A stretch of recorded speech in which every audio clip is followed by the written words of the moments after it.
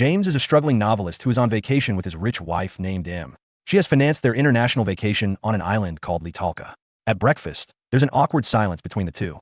James finally confesses that he's bored at the resort and wants to leave, now feeling agitated, and reminds him that he was the one who selected the island. Their breakfast conversation hints that their marriage is falling apart. To change the subject, she invites him to try a Chinese restaurant with her later, but James shows no interest at all. She simply gets up and leaves for the beach. Later, on his way to the beach, James witnesses a guy purposefully bothering the tourists on his quad bike. He joins the crowd to watch the biker, where he's approached by a hauntingly beautiful girl named Gabby. She recognizes James for his work and praises his novels, which immediately puts him in a good mood since his writing is not that famous. She introduces James to her much older husband named Albin, who invites James for dinner at the same Chinese restaurant that he refused to visit with his wife. James accepts their invitation and shows up with them at the restaurant.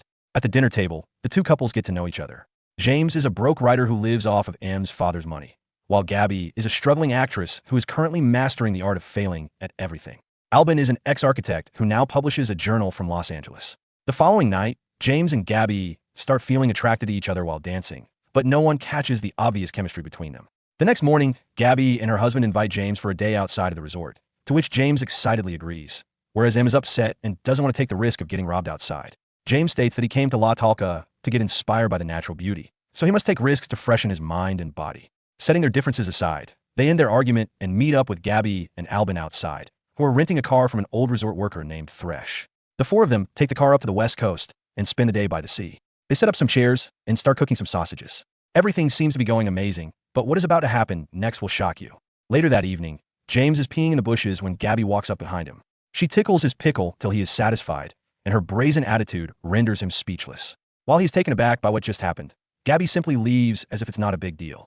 Following this encounter, the couples get drunk and decide to leave when night falls. Albin claims that he's too drunk to drive, so James volunteers to take the wheel. As he is driving everyone back to the resort, the car headlights stop working for a moment, during which James ends up hitting a man with his car at full speed. James panics and decides to call the police, but Gabby furiously warns them about the negative reputation of the local police. She simply takes them back to the resort. At the front gate of the resort, the security doesn't let them in, claiming that they don't allow visitors to leave the resort till the end of their stay. Gabby and Albin show them their room keys and make up some excuses. Eventually, the security guards let them in that night. The next morning, James and M wake up with a loud banging on their door. When James opens the door, he is met with the local police and resort security. The police take James and M to their station, where they separate the couple and lock them up in different rooms. James is visited by a detective named Iril Thrush, who has come to collect a statement regarding the hit-and-run accident last night. Iril reveals that he is the nephew of the guy who rented them the car, so they must not mention his uncle's name in the statement. During the interview, Iril tricks James into confessing his crime by lying that his wife has already confessed everything. Now, Iril announces the state laws, according to which the oldest son of the dead victim is to execute James to settle the dispute. James gets petrified upon hearing this barbaric punishment, but Iril offers him an alternative approach, which is specially authorized by the government for tourists like James. He suggests that James should pay a heavy fine and give his consent to create a body double, which will be executed instead of James. While he has trouble processing this concept, Iril tells him to sign the papers that demand his consent to be executed. Now truly out of options, James signs the papers and gets measured by the nurses, who take off his gown and send him to a small chamber that starts filling up with dirty red fluids. The entire experience is full of psychedelic hallucinations for James. When he regains consciousness, he finds M by his side, and she reveals that the police have successfully made his body double. She takes James downstairs, where he comes face to face with his body double for the first time. The couple is beyond shocked to see how real the body double looks, so they refuse to watch the body double get executed. Iril points out that they must witness the execution because they aren't given the free will to back out. In the execution, James and M sit behind the audience, and the body double is tied to a wooden pole.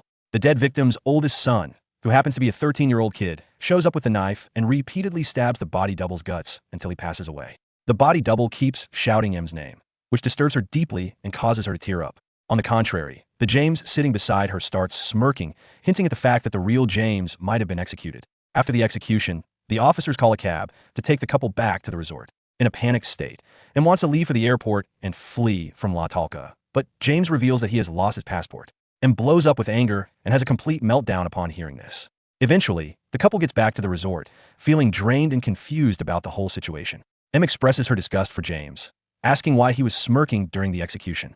With a complete shift in his demeanor, James leaves her in a room and goes to the reception to extend their resort stay for a week. There, he runs into Gabby in the lounge area. Gabby approaches him and apologizes for everything that he has gone through so far. In order to make it up to him, she invites him over for drinks, where she reveals how last year her husband got into the same situation as James. Albin was overseeing construction work at a resort last year. He was planning to install an infinity pool in the resort, but an unpredicted tragedy occurred, and 2 workers lost their lives. The resort owner blamed Albin for the accident, and he ended up getting the death penalty, which left him with no option but to create a body double. Now that they have a shared experience, Gabby insists on meeting a group of people who have all gone through the body double situation. Albin welcomes him into the group and introduces him to 2 other couples. An old man from the group starts questioning their existence, which makes James sick to his stomach. The old man believes that the police executed the real people and sent their clones out to live for the rest of their lives. James runs to the bathroom and washes his face while feeling confused and disturbed. Gabby joins him and reassures him, claiming that it's fine to feel like this on the first day after the execution. When she takes him out, the group is getting ready to intrude into the resort owner's house, the same resort owner who blamed Albin for the 2 workers' deaths. They ask James to join them in exchange for solving his passport issue. At first, he is hesitant, but he eventually loses all sense of reality and joins the group. They start their rendezvous by breaking into a resort room and stealing some cultural masks. Each member puts on a mask and goes up the hill in their cars to mess with the guy who got Albin executed. At the house, they find the resort owner getting cozy with 2 girls. Gabby takes the resort owner and his girls to the main lounge at gunpoint. While other group members are busy trashing the place and stealing expensive wine, Gabby is hell-bent on getting James to shoot the resort owner. Before James can take the shot, a hidden security guard suddenly opens fire on them. Gabby and the gang also shoot back, causing everyone to get trapped in an intense crossfire. Everyone in the group gets injured, including Albin, so they run back to the resort where James and his wife are staying, and becomes horrified to see James and his new acquaintances. But James reassures her that everything will be okay, not knowing that things are about to get much worse. With no option left, they hand themselves over to the police purposefully so they could be cloned yet again. Now, all 7 of them watch their clones get executed while they simply have a good laugh about the matter, showing their stark lack of empathy. When he gets back with the ashes of his clone, M is packing her stuff and getting ready to leave. Instead of convincing her to stay, he says hurtful things to her and claims that he will stay on the island for as long as he wants. Later at the beach, Gabby starts manipulating James by claiming that M was never meant to be with him and that it's a good thing for them to be separated. Heavy rain begins to pour as they are making out, so Gabby asks James to take her back to his resort. There they get high on some exotic local substances from the island and end up getting intimate with each other. The substance causes James to have wild hallucinations about the entire group being present during his cozy time with Gabby. The next morning, James is still somewhat high and is found misbehaving with others on the breakfast table.